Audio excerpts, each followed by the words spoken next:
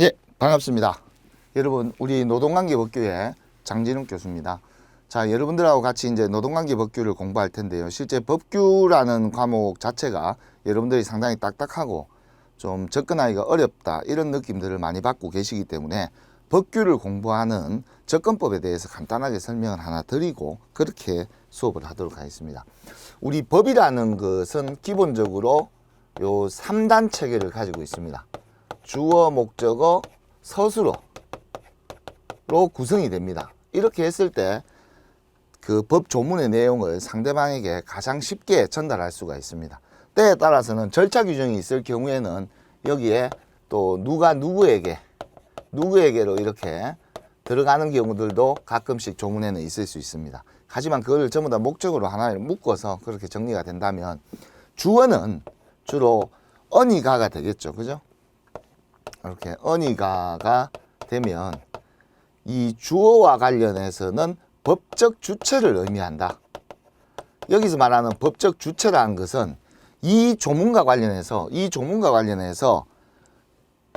권한과 책임이 누구에게 있는가, 그 권한과 책임이 기속되는 사람을 또는 얘기한다. 사용자는 이러면 이 법 조문과 관련돼서는 사용자가 권한과 책임을 진다, 이렇게 생각하시면 되는 거예요. 그 다음 저 목적어와 관련해서는 을ler이 나오겠죠. 그죠? 그래서 여기 을ler에는 주로 보호 대상이 있습니다. 보호 대상. 요 보호 대상이라는 것은 결국은 법이라는 것, 특히 노동법이라는 것은 근로자를 보호하는 데 초점을 많이 둡니다.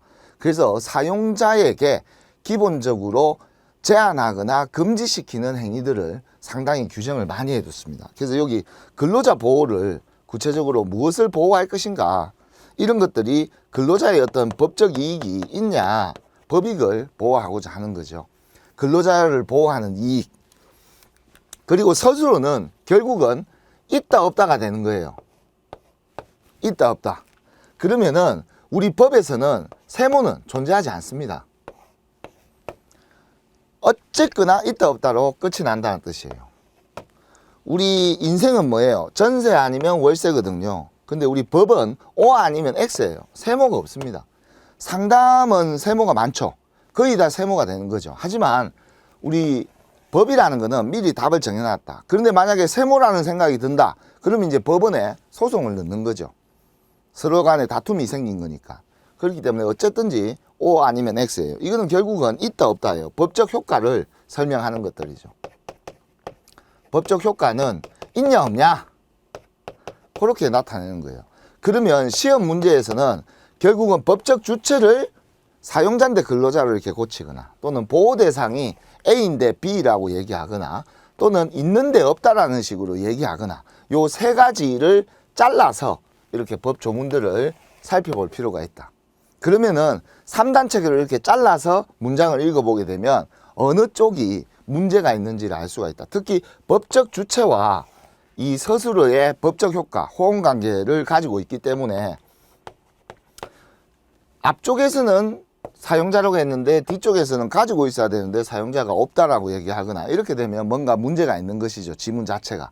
그래서 그런 내용들을 여러분들이 마인드를 형성을 하고 공부를 하시면 훨씬 더 좀 학습 효과가 좋겠다, 그렇게 생각을 하고, 먼저 오늘 첫 시간은 헌법에 대해서, 특히 노동기본권이 되겠습니다. 헌법과 관련해서 한번 살펴보도록 하겠습니다. 그 전에 우리 노동법의 의의와 관련해서, 우리 노동법은 이렇게 되어 있어요. 이제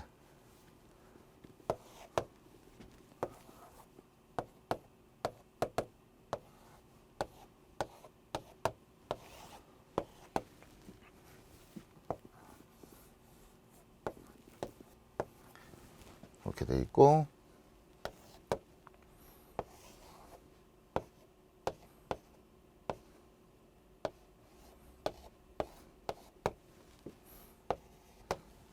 여러분들은 왼쪽입니까? 오른쪽입니까? 이제 왼쪽은 사용자가 되겠습니다. 사용자. 여러분들의 노동력을 사용하는 사람이에요. 그래서 사용자라고 하고, 여기 오른쪽이 근로자입니다.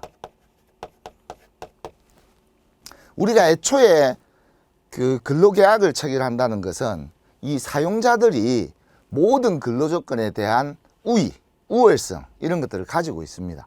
여러분들은 노동력을 제공하는 것이 영혼을 파는 건 아니거든요.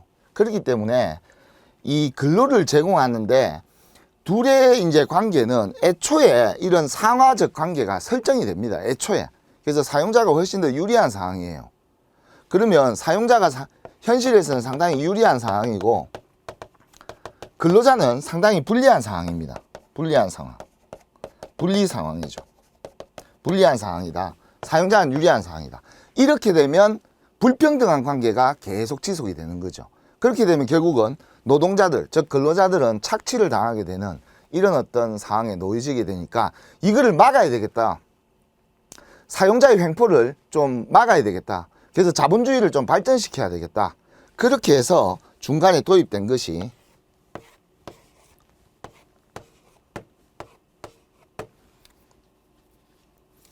이 노동법이 법을 만들었어요. 그래서 여기에 통 이제 올라오게 되면 이제 여러분들과 사용자가 비로소 대등한 관계가 되는 거죠. 그래서 노동법이 지향하는 것은 노사의 어떤 최대 관점은 노사가 즉 노동자와 사용자 또는 근로자 이 동의어입니다. 노동자라는 말과 근로자는 동의어니까 노사가 실질적인 평등을 통해서 노사 자치를 실현하는 것, 노사가 스스로 평등의 관계를 실현하는 것, 이게 노동법이 지향하는 최대의 이념입니다. 그래서 불평등한 요소가 존재하는 내용들마다 노동법이 법으로 규제를 하는 거예요. 특히 노동법은 사용자를 규제하는 것들이 많고 근로자를 보호하는 것들이 많다. 그래서 노동법의 특징은 사용자의 제한과 금지 규정들이 많고 근로자와 관련돼서는 보호 규정들이 많다. 이게 기본적으로 노동법을 접근하는 패러다임이 되겠다. 노동법 관계 법규들은 이런 특징들을 가지고 있다. 그래서 노사 자치를 실현하는 것이다. 그래서 이런 사용자와 근로자가 불평등한 관계를 형성하는 것 자체가 우리가 사용 종속 관계에서 노동을 하게 돼 있다. 그래서 종속 노동이다. 이렇게도 표현을 하거든요. 그래서 사용자에게 근로자는 종속되어 있다. 그러니까 실제로는 종이 아닌데 요 종자가 따를 종입니다. 그래서 실제로 사용자의 말에 따라야 된다는 뜻이에요. 근로를 제공할 때. 그렇기 때문에 사용자가 훨씬 더 우월적 지위를 가지고 있는 개념이에요. 그래서 사용 종속 관계라는 것은 여러분들 법 조문을 아무리 찾아본다 하더라도 사용 종속이라는 글자는 나오지 않습니다. 어떤 노동법 교재를 본다 하더라도 이 사용 종속 관계는 우리 대법원이 확립한 일종의 이론이다. 그래서 대법원은 사용 종속 관계라는 표현을 쓰고 있다. 그렇게 생각하시면 되겠습니다. 그렇게 해서 이 사용 종속 관계에서 노동법이 개입을 해서 노동법이 요 사이에서 이제 노동법이 이제 개입을 하는 거예요. 개입을 함으로써 노사 자체가 실현된다. 여기에서는 실질적 평등의 개념. 그래서 노동법은 사용자와 근로자가 평등을 지향을 합니다. 그렇게 해서 최종적으로 근로자의 생존권을 보장을 하고 기업은 오히려 그 어떤 생산성을 높임으로써 기업의 발전에 기여하게 되는 이렇게 되면 그 이상은 또 뭐가 있을까요? 또 있을 수 있겠죠. 뭐냐? 어쨌거나 맨 마지막에는 국민경제를 발전시킨다는 거. 노동법의 취지는. 이렇게 이제 나아가는 거. 이런 것들이 핵심이다. 그 중에서는 우리는 여기 부분이 가장 중요한 어떤 현실에서 차지하는 비중을 가지고 있겠다. 이렇게 우리가 한번 살펴볼 수가 있겠습니다.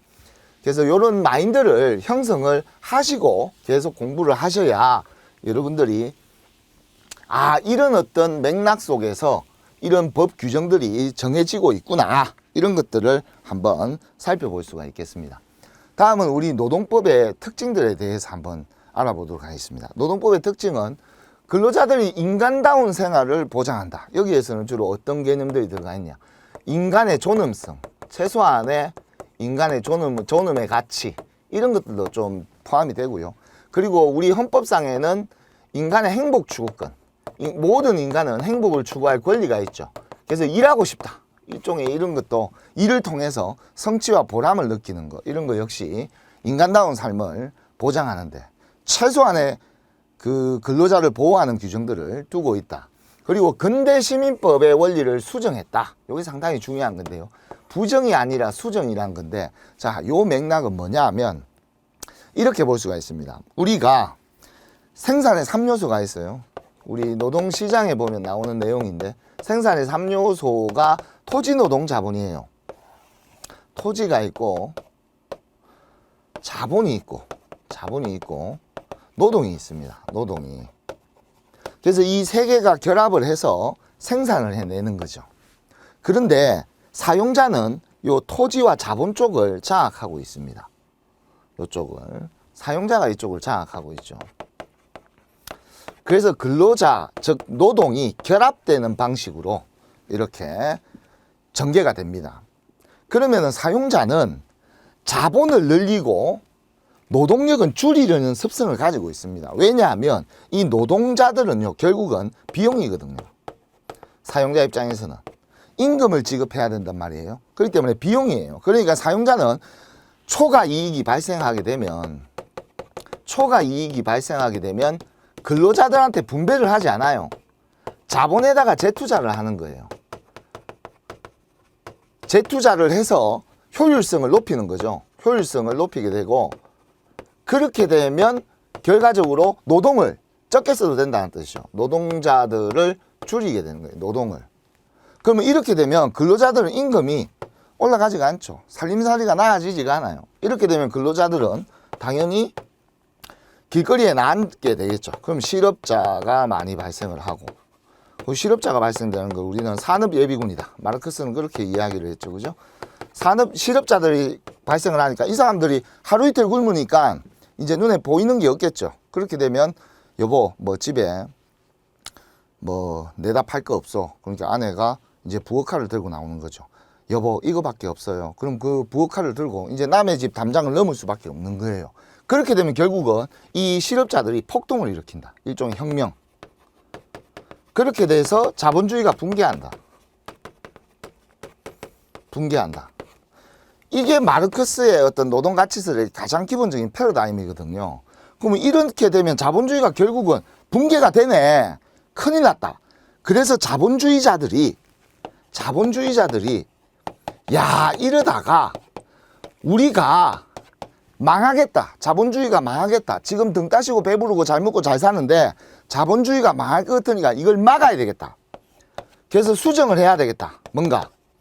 그래서 수정자본주의의 개념이 나오는 거예요. 수정자본주의. 그러면 여기에서 수정을 했다라는 개념은 뭐냐? 자본주의자들이 뭐를 만들었냐? 노동법을 만든 거예요. 노동법을. 그래서 기존의 순수 자본주의를 수정을 했다. 그래서 노동법을 통해서 자본과 노동은 대체관계를 성립시키고 있거든요. 이거를 대체관계가 좀 성립이 까다롭게 노동법에서 규제를 하는 거예요. 이쪽을. 노동법에서 자본과 노동의 대체관계를 규제를 하는 겁니다. 그렇게 해서 이걸 막아놓는 거예요. 그러니까 노동법을 만든 사람은 자본주의자들이고 노동법을 가장 지키려고 하는 사람도 자본주의자들이에요. 근데 기업들이 노동법을 도입을 해놓고 기업들이 노동운동하면 근로자들을 뭐 빨갱이로 몰고 이런 어떤 과거에 우리의 뭐 1980년대 이런 안 좋은 어떤 인식들이 있죠. 그래서 노동운동이다 그러면 기존의 근로자들이 상당히 안 좋은 인식을 가지고 있는 거예요. 상당히 잘못된 겁니다. 자본주의자들이 자기네들 더 등 따시고 배부르고 잘 먹고 잘 살기 위해서 수정시키기 위해서 도입한 게 노동법이에요. 그래서 우리 노동법을 뭐라고 부르냐? 자본주의가 낳은 자수성가한 스스로 성장을 했다는 거죠. 큰아들이다. 이게 누구냐? 노동법이 되는 거예요. 노동법. 큰아들이. 이 자본주의 체제 아래에서는 우리 노동법을 엄청 중요하게 생각하는 거예요. 그래서 노동법에서 이렇게 얘기하는 거예요. 야, 너네들 사용자가 가지고 있는 초과 이익 분배해달라고 요구해. 노동조합법 만들어줄게. 노동조합 결성해서 이거 요구해. 가만히 있지 말고. 이렇게 자본주의자들이 대놓고 만들어준 법이에요, 이게. 그래서 우리 노동법을 인정하지 않는 사람은 자본주의 시장경제체제를 인정하지 않는 사람, 말 그대로 그런 사람들이 정말 진정한 그 빨갱이가 되는 거죠. 근데 우리는 지금 이런 것들이 좀 왜곡이 많이 되어 있다, 이렇게 우리가 볼 수 있습니다. 그래서 자본주의가 만든 거기 때문에 부정이란 말을 쓸 수가 없는 거죠. 자본주의자들이 자기네들이 더 등 따시고 배부르고 잘 살고 잘 먹기 위해서 만든 거기 때문에 수정했다라는 표현이 훨씬 더 맞고, 사용종속 관계에서 종속근로 또는 종속노동을 규율을 했다, 즉 규제를 한다, 이런 뜻이에요. 사용자가 월등히 유리한 상황에서 전개가 되는 걸 막기 위해서 그렇게 함으로써 요 3사는 관련이 있죠. 그 결과 노사 대등, 즉 노사 자치, 노사가 실질적인 대등한 관계에서 노사 자치를 실현하는 거. 그렇게 하면 국민 경제가 발전한다. 그게 자본주의 체제가 유지되고 발전된다는 뜻 아니에요, 자본주의 체제가. 그래서 여기에서 이 맥락은 실질적으로 지금 인과관계로 1번부터 5번까지가 인간다운 생활을 보장하기 위해서 살림살이 좀 나아져야 된다, 이 말이에요. 살림살이 나아지려면 근로자들은 임금이 올라야 되겠죠. 그럼 잘리면 안 되겠죠. 안정적으로 일을 하게 돼야 되겠죠. 그래서 노동법을 도입을 시켰다, 수정을 했다. 그 수정을 하는데 특히 종속노동관계에 있어서 사용자를 좀 규제를 많이 했다. 그렇게 해서 실질적인 노사가 평등의 관계를 실현해서 우리 자본주의 시장경제체제, 국민경제가 유지되고 발전되는 방향으로 나가고자 한다. 그 시스템이 그대로 인과관계로 지금 1번부터 5번까지 설명을 지금 하고 있는 것이죠. 그런 내용들을 여러분들이 확인을 해 주시기 바랍니다. 그래서 근대시민법의 3대 원리. 그래서 자본주의자들이 근대시민법을 원래는 순수 자본주의예요. 거기에서 요 현대시민법으로 넘어오는 과정이 요 사이가 이제 수정을 했다. 요 사이에 이제 노동법이 개입을 했다. 이렇게 이제 우리가 보시면 되겠습니다. 그래서 자본주의자들이 노동법을 만들었다라고 했어요. 그래서 근대시민법에서는 소유권은 절대적인 권리를 행사할 수 있어요. 자, 예를 들어 보겠습니다. 여기에 도로가 있습니다. 도로가 있는데 이렇게 돼 있어요. 여기에 A가 살고 있고요. 여기에 집이에요. 여기에 B가 살고 있어요. 그리고 여기에 C가 살고 있습니다. 요 세 집이 살고 있어요.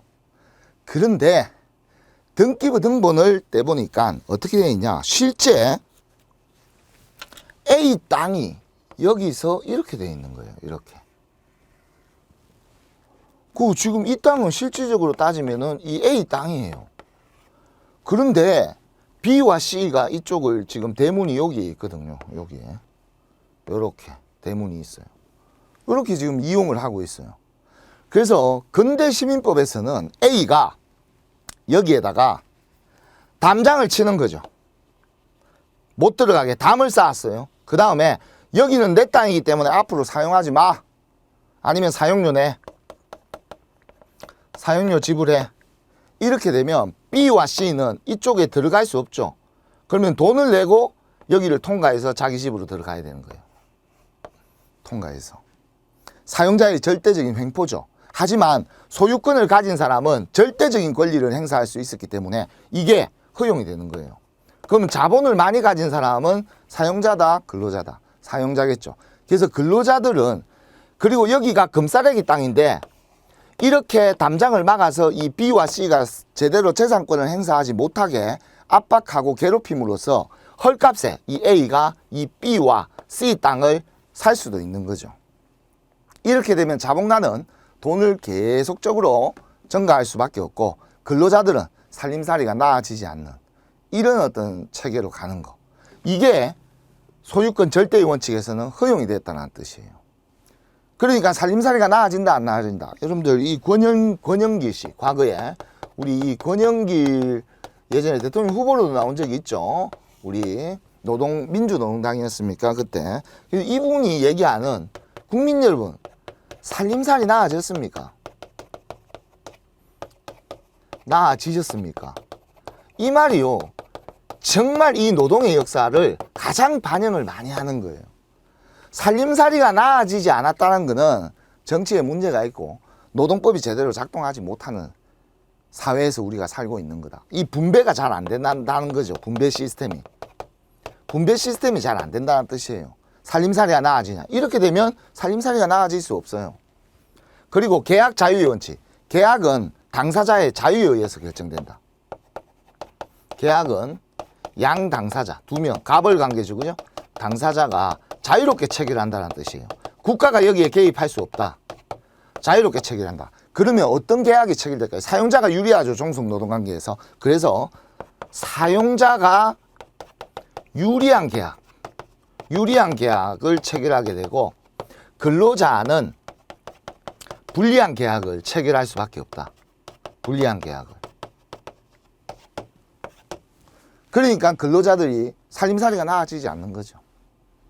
그래서 이런 것들을 폐해를 막기 위해서 나중에 최저임금법 이런 것들을 도입을 하게 됩니다. 최저임금법 이런 것들을 막기 위해서. 근데 이런 것들이 근대시민법에서는 허용을 했다는 뜻이에요. 그래서 사용자들이 자기 마음대로 월급도 안 올려주고 살림살이가 나아질 수가 없는 거죠. 그리고 과실책임의 원칙. 과실책임은 실수가 있으면 사용자가 책임을 진다. 그럼 역으로 뒤집어 볼까요? 사용자가 실수가 없으면 책임을 지지 않는다는 뜻이에요. 예를 들어서 공장에서 일주일 동안 장사가 너무 잘 돼가지고 일주일 동안 근로자들이 막 철야 근로를 하면서 물건을 만들어내고 있습니다. 그게 얼마나 근로자들이 심신이 피곤한 상태겠어요. 그러다가 기계를 돌리다가 갑자기 순간 그 졸음을 했다 이 말이에요. 그렇게 해서 갑자기 한쪽 팔이 이제 잘린 거죠. 그러면 막 전부 다 와갖고 야 뭐 괜찮나 하면서 막 난리 나가지고 병원 가자 막 난리 나겠죠. 그리고 병원 가서 이제 주사 맞고 치료하고 막 이렇게 있는데 갑자기 사용자가 야 그래 네 팔 다친 거는 네가 졸아서 그렇게 된 거니까 그 내일부터 안 나와도 된다. 이렇게 이게 합법이에요. 가능하다. 사용자가 잘못한 게 없잖아요. 근로자가 네가 졸아서 손이 잘렸지 내가 네 손을 자른 건 아니다. 그러니까 나는 책임 없다. 그러니까 내일부터는 안 나와도 된다. 그러면 근로자는 장애를 입은 상태에서 어떻게 살아가야 돼요? 앞이 캄캄한 거죠. 살림살이가 더 쪼그라드는 거죠. 이런 폐해들이 계속 생겨나다 보니까 이제 근로자들이 점점점 분노하게 되는 거죠. 사용자에 대해서, 즉 자본가들에 대해서. 그러니까 이 폭발 에너지들이 자꾸 느껴지니까 이 자본가들이 드디어 현대시민법에 와서는 수정을 했다. 자본주의를 수정하기 위해서, 수정자본주의. 그래서 소유권을 절대적으로 행사하는 것을 제한한다. 소유권을 공공의 복리에 맞게 사용해야 된다. 그래서 절대적인 관점에서 상대적인 관점으로 바꿨다. 예를 들어서 이런 거예요. A가 만약에 이 소유권 공공의 원칙에 의하면 B와 C의 공공의 권리, 재산권을 침해하고 있는 거죠. 그렇기 때문에 이거는 권리 남용으로 봐요. 그래서 여기에 가로막을 수가 없어요. 여기에 가로막을 수가 없습니다. 그러면 어떻게 해야 되냐? A는 그러면 원래는 여기가 자기 땅인데 재산권을 행사하지 못하죠. 그래서 이렇게 됩니다.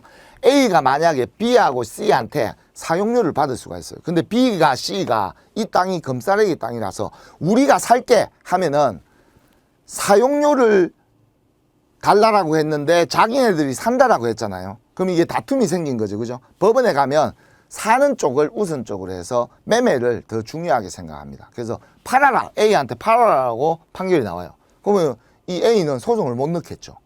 그러면 B와 C는 사용료 안 내. 우리는 네 땅 살 거야.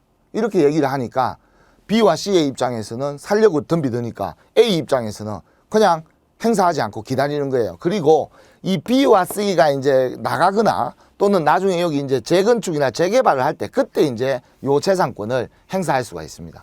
그렇게 해서 공공의 복리에 부합돼야 된다. 그래서 권리 남용은 안 된다. 권리를 남용하는 것은 인정되지 않는다라는 것이 이제 확립이 되었다. 그래서 권리를 무한정으로 인정하는 것이 아니다. 절대적으로 인정하는 것이 아니라 상대적으로 당신의 권리가 다른 사람의 재산권을 침해하게 되면 그건 남용이다. 이렇게 정의를 내리고. 그리고 계약은 양 당사자가 자유롭게 체결을 하되 공정하게 체결돼야 된다. 그래서 불공정 계약은 무효다. 불공정 계약은 무효가 된다. 무효다. 이렇게 이제 선언을 하게 된 겁니다. 그리고 무과실 책임의 원칙. 사용자가 잘못이 없어도 책임을 져야 된다. 예를 들어서 근로자가 일하다가 다쳤어요. 그럼 무조건 사용자 책임이다. 이거는. 사용자가 잘못이 없다고 하더라도 사용자 책임이다. 그게 가장 대표적으로 산재, 즉 재해보상제도가 이제 도입이 되는 거죠. 재해보상제도. 무과실 책임. 근로자가 일하다가 회사 안에서 넘어지거나 다쳐도 무조건 사용자 책임입니다. 산재다. 그 무과실 책임. 그러니까 산재로 인해서 특별한 이유 없이 무조건 해고를 시킬 수도 없다. 이렇게 이제 과실 책임에서 무과실 책임으로 바뀐 거죠. 이렇게 바뀌게 되니까 근로자들이 살림살이가 이제 조금씩 나아지기 시작하는 거죠. 조금씩 좋아지기 시작하는 거예요. 그래서 이 근대시민법의 원리가 현대시민법의 원리로 역사적으로 어떻게 변천을 해서 바뀌게 됐는지 이 마인드를 잘 생각하시면 우리 노동의 역사를 정확하게 알 수 있다. 우리 노동의 역사는 그 노동의 역사에 대해서 방탄소년단, BTS죠, 그죠? BTS. 방탄소년단이 뭐라고 얘기를 했을까요? 우리 노동의 역사는 근로자들의 피땀 눈물이다. 피땀 눈물이다. 실제 우리 노동법 자체는 자본주의자들이 도입을 했지만 실제 노동법에 규정되는 하나하나의 법 조문들은 그동안의 근로자들의 피와 땀과 눈물에 의해서 법들이 개정된 거예요. 그것이 가장 대표적인 법이 바로 근로기준법이 됩니다. 조금 이따가 나오는 근로기준법은 노동자들의 피와 땀과 눈물로서 쓰여진 역사다. 이렇게 우리가 또 볼 수가 있는 것이죠. 그래서 그런 눈물들이 있어서 모여서 세상을 바꾸게 되는 그런 과정으로 발전해 나간다. 이렇게 우리가 볼 수가 있습니다. 자, 다음은 노동법의 체계와 효력에 대해서 한번 말씀을 드리겠습니다. 우리가 개별적 노사관계라는 표현을 쓸 때가 있어요. 개별적 노사관계. 자, 개념만 정확하게 이해하시면 될 것 같아요. 개별적 노사관계란 말은 사용자와 개별 근로자의 관계를 얘기하는 거예요. 개별 근로자.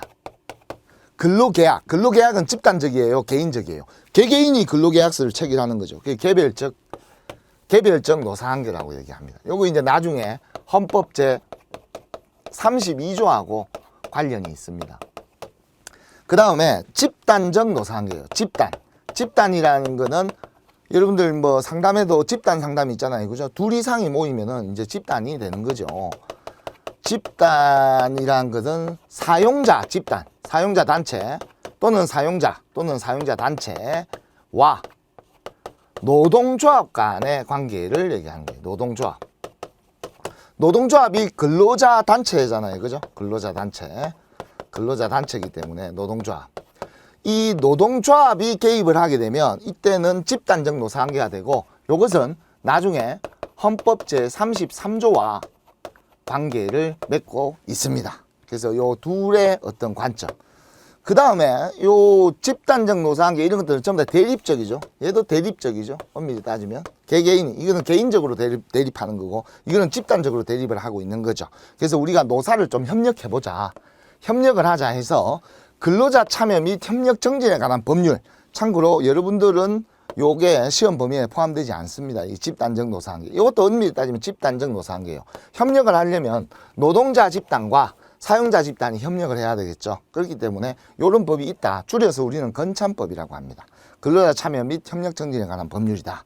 대부분 30인 이상 사용자, 30인 이상 근로자를 사용하는 사업장은 이 노사위원회를 설치하게 돼 있어요. 그런 노사협의회를 설치하게 돼 있거든요. 그 노사협의회는 이 근로자 참여 및 협력 정진에 관한 법률이 적용이 됩니다. 그래서 그런 내용들. 그 다음 기타 우리 고용과 관련돼서 우리 노동시장의 여러 가지 그 법들, 고용보험법, 고용상 연령차 및 고용촉진법, 그리고 장애인 고용촉진법 이런 것들은 전부 다 요 개별적 노사관계. 그래서 실제 우리 노동관계법규, 직업상담에 있어서 노동관계법규는 개별적 노사관계에 초점을 많이 두고 있다. 집단적 노사관계에 대해서는 잘 언급되지 않는다. 그래서 우리 시험에 집단적 노사관계에 대해서 노동상권, 근로상권에 대한 내용들을 시험 문제에 자주 이제 출제를 할 수밖에 없는 그런 어떤 상황으로 전개가 되고 있다. 이렇게 우리가 볼 수가 있습니다. 그래서 요 용어들의 의미를 잘 이해하시는 게 중요합니다. 시험 문제도 이렇게 낼 수 있는 거죠. 다음 중 개별적 노사관계에 해당되지 않는 것은 1, 2, 3, 4 이렇게 노동조합 및 노동관계 조정법. 1번 요거 4번이고요. 1번 근로기준법, 2번 최저임금법, 3번 산업안전보건법. 이거 전부 다 개별 근로자와 관련되어 있죠. 하지만 노동조합 및 노동관계 조정법은 집단적이죠. 그래서 개별적 노사관계법이 아닌 것은 찾아라. 그러면 1, 2, 3, 4 하면 요 문제 하나 찾고. 이런 식으로 문제가 나오는 거예요, 그냥. 그래서 개념, 집단적이냐, 개별 근로자에 초점을 맞추고 있냐. 요런 차이만 잘 이해해 두시면 되겠습니다. 그래서 우리 노동관계 법규는 주로 개별적 노사관계하고 고용 관련 법규들, 요런 것들이 전부 다 이제 결합이 되어 있다. 이렇게 이해하시면은 쉽게 접근할 수가 있다. 그리고 노동법의 효력 관계와 관련해서 자, 먼저 우리 헌법이 가장 이 국가의 기본법입니다. 그 국가의 정체성을 나타내는 기본법이자 이 헌법에는 인간의 기본권, 휴먼 라이트, 이것을 우리는 인권이라고 합니다. 예를 들어서 뭐 직업 선택의 자유, 뭐 이런 것들, 행복 추구권, 뭐 자유권, 평등권, 뭐 생존권, 뭐 이런 것들 다양하게 기본권들이 있고요. 거기에서 통치구조는 우리 입법, 사법, 행정, 상권 분립 제도와 관련해서 이제 헌법에서 명시를 하고 있죠. 우리 대한민국에 존재하는 모든 법은 이 헌법을 위반할 수가 없습니다. 그래서 헌법은 최상위법이다. 최상위법. 헌법을 위반할 수는 없다. 최상위법. 그 국가의 기본법이자 최상위법이다. 그래서 우리는 여기 기본권이, 노동기본권이 여기에 이제 해당이 되는 거예요. 32조하고 33조가 노동기본권이. 그 다음이 법률로서 이제 국회에서 이제 법을 만듭니다. 국회에서 이제 법을 만들고. 그 다음에 국회에서 법을 만드는 게 노동법, 예를 들어 근로기준법, 이런 것들 전부 국회에서 법을 만든 거죠. 그래서 헌법의 밑에 이제 법률이 존재하는 거죠. 법률 밑에 이제 행정각부에서 시행령, 예를 들어 대통령령, 그리고 그 노동부령, 뭐 이런 것들, 부령, 시행령, 대통령령 또는 또 부령, 이런 것들을 이제 두고 있습니다. 그 밑에 명령이죠. 그죠? 요거는 행정부에서 만드는 거예요. 요거는 행정부. 법률은 국회에서 만드는 거예요. 헌법은 원래는 국민이 만든다. 왜냐하면 맨 마지막에 찬반 투표를 국민이 해야 되거든요. 그렇게 해서 대통령이 헌법 개정을 요구하거나 또는 국회의 3분의 2 이상이 헌법 개정을 이제 요구했을 때 국민 투표 찬반을 거쳐서 국민들이 헌법을 최종 바꾸게 되는 거죠. 그래서 국민 주권의 개념이 들어가 있다. 이게 행정부가 되고. 그 다음에 단체 협약, 사용자와 노동조합, 노조가 협약을 체결하는 거. 취업규칙, 사용자가 일반적으로 경영질서나 복무 규정 이런 것들을 정해놓은 거. 휴가는 언제 신청하고 언제 가고 언제 승인 떨어지고 언제 간다. 뭐 경조, 예를 들어 결혼식이 있다. 그러면 어떻게 처리를 하고 어떻게 하고 어떻게 회사에서 지원하는가. 이런 규정들을 전부 다 둔 것이 취업규칙. 이거를 현장에서는 주로 뭐라고 부르냐. 사규라고 합니다. 사내 규정은 취업규칙을 법률상 얘기하는 겁니다. 요거는 취업규칙이라는 용어는 법률 용어고요. 일상에서 우리가 사용하는 용어는 사규가 되겠습니다. 그 다음에 근로계약은요. 사용자가 임금을 지급하고 근로자가 노동을 제공하는, 즉 근로를 제공하는 그런 계약을 체결하는 게 근로계약이 되는 거죠. 그 다음에 현장에서 사용자가 지시하는 거. 사용종속 관계에서는 사용자의 말을 근로자는 따를 수밖에 없다. 종속되어 있다. 따를 수밖에 없다. 지시권. 그래서 요 밑에 자치단체, 단체 협약부터 취업규칙, 근로계약, 사용자 지시는 전부 다 산업 현장에서 그 자체적으로 발생되는 어떤 내용들이기 때문에 우리는 묶어서 자치법규라고 얘기를 하는 거예요. 그래서 요 위에 있는 헌법이나 법률 명령은 주로 우리가 법령이라고 이야기를 하는 겁니다. 그래서 요게 이제 순서가 있는 거예요. 이렇게 순서. 예를 들어서 사용자의 지시는 근로계약을 위반할 수 없고 근로계약은 취업규칙을 위반할 수 없고 취업규칙은 단체협약을 위반할 수 없고 또는 그 단체협약은 명령을 위반할 수 있고 명령은 법률을 위반할 수 없고 법률은 헌법을 위반할 수 없다. 이게 이제 상위법 우선의 원칙. 요 첫 번째. 요게 법원칙이죠. 지금 설명한 게 상위법 우선의 원칙. 위에 있는 것들이 아래에 있는 것들보다 우선 적용된다. 그리고 신법. 새로운 법이 도입이 됐으면 국법보다 새로운 법을 먼저 적용시킨다. 그리고 일반법과 특별법의 관계에서는 특별법이 우선된다. 이 말은 근로조건과 관련돼서는 근로기준법이 특별법이에요. 그래서 일반법과 특별법의 차이. 용어니까 정리를 한번 하셔야 돼요. 일반법이라는 거는 보편적으로 적용되는 거예요. 보편성을 가지고 있는 거. 특별법이라는 거는 보편적이지 않고 특정 대상에게만 한정되는, 그래서 특정인에게만 적용되는 법이 특별법이 되겠습니다. 예를 들어서 근로기준법은 취업 근로자에게만 적용이 되거든요.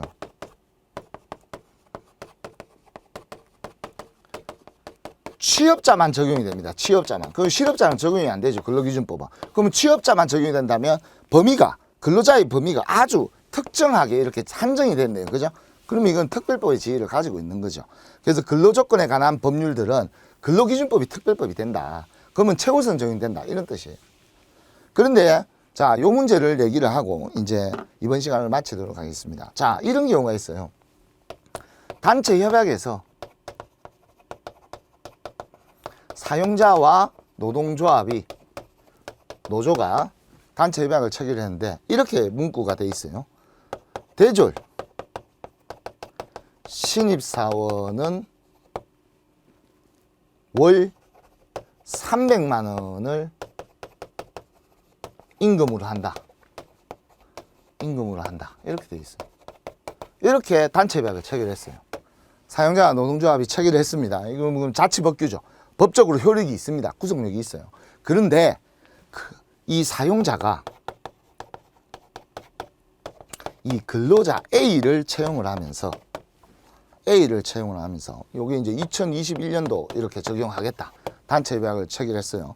그런데 2021년도에 사용자가 근로자 A를 채용하면서, 야, 너는 머리도 좋고 똑똑하고 우리 회사에 많은 이익을 가져다 주는 우수 인재니까 너는 내가 월 400만 원을 지급하겠다. 400만 원을 지급하겠다. 하겠다라고 근로계약을 체결했어요.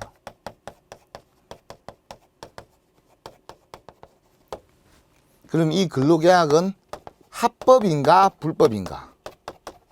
합법과 불법. 여러분들은 솔로몬의 판결 어떻게 생각하십니까? 우리 근로계약은 단체 협약을 위반해서는 안 되죠. 상위법을 위반하면 안 돼요. 취업규칙 당연히 위반하면 안 되고, 단체 협약, 법령 이런 거 위반하면 안 돼요. 요 밑에 있는 거는. 위에 있는 것들 위반하면 안 돼요. 그러면 이것 자체로만 이렇게 우리가 보게 되면 이거는 잘못됐다. 근로자가 체결한 근로계약은 불법이다. 이렇게 우리가 얘기를 할 수가 있을 겁니다. 그런데 우리 노동관계법규에서는 합법으로 봅니다. 이거를. 그게 왜 그런가? 그게 바로 유리조건 우선의 원칙이 적용이 됐기 때문에 그래요. 우선의 원칙. 자, 요게 아주 중요한 건데요. 요거는 우리 노동법에만 존재하는 원칙이에요. 법원칙. 우리 근로자들의 노동은 최저 기준이기 때문에 상향하는 근로조건, 즉 근로자에게 유리한 근로조건은 최우선 적용된다. 유리조건은 여기까지 그냥 다 무시하고 최우선 적용된다는 뜻이에요. 요 유리조건 우선 원칙이 됩니다. 근로조건이 근로자에게, 자, 예를 들어 대졸 초임이 300만 원이 있고 400만 원이 있죠. 그러면 근로자에게는 400만 원이 유리한가 300만 원이 유리한가? 400만 원이 근로자한테 유리하죠. 그럼 얘는 합법이란 뜻이에요. 유리조건 우선의 원칙. 근로기준을 무조건 높이는 쪽은 무한정으로 인정이 됩니다. 이거는 우리 근로조건은 하한선만 존재하지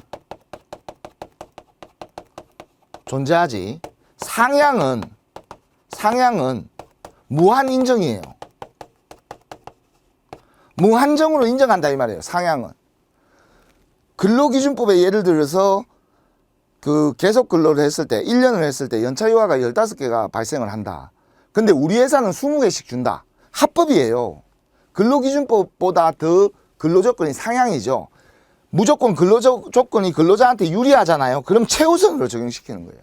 요게 다른 법원칙에는 없는 우리 노동관계법규에만 존재하는, 참고로 요 위에 있는 법들은 다른 법에서도 다 똑같이 적용이 됩니다. 하지만 우리 노동관계법규에서만 유리조건 우선의 원칙이 존재한다는 거, 이것이 가장 핵심적이다. 이렇게 보고 이번 시간에는 여기서 마치도록 하고 다음 시간에 이어서 하도록 하겠습니다. 감사합니다.